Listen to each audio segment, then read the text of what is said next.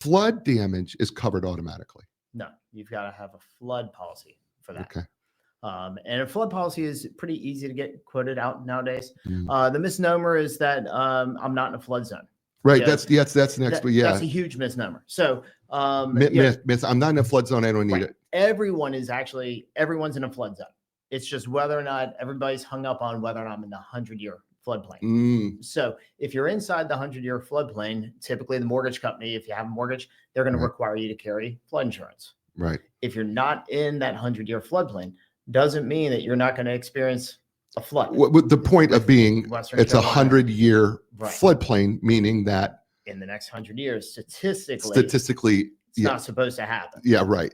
Or you've got 1% chance or something like that. Right. Yeah, it's small. Yeah, very small. But once you, but if you're right beside it, and these flood zones, they change. They really do. So there's parts in North Raleigh that were never flood zones, but all of a sudden, because of some of the construction, now they're in a flood zone. Yeah, and I think you said something earlier that said that really kind of caught me, and that is, mudslides. Mm-hmm. We don't think of a mudslide as being a problem, but with all the construction that we have, houses being built on hills, and we do have some hills in Raleigh, right? And of course, up in the mountains, they do, especially. We're not thinking about mudsliding. It's not something we think of, but that's part of the flood. Is that part of the flood insurance, or is it a separate addendum? No, that's part of the flood, because what it was an inundation of water. Okay. Which moved the earth.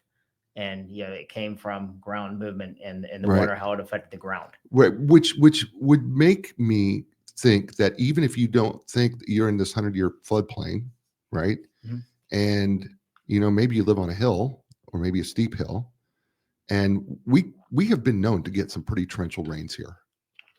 And trees just, it wasn't very long ago. We had a bunch of rain, and a little bit of wind came and knocked down a 80-foot tree. Yep. Because the roots got soaked, got saturated. There's no reason that can't happen to a home. Correct.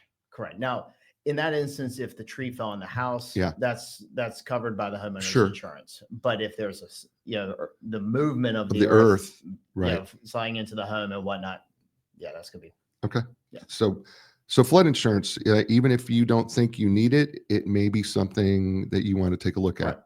And maybe take seriously. Correct. Okay, great. We kind of talked about this, but maybe dig into this a little bit.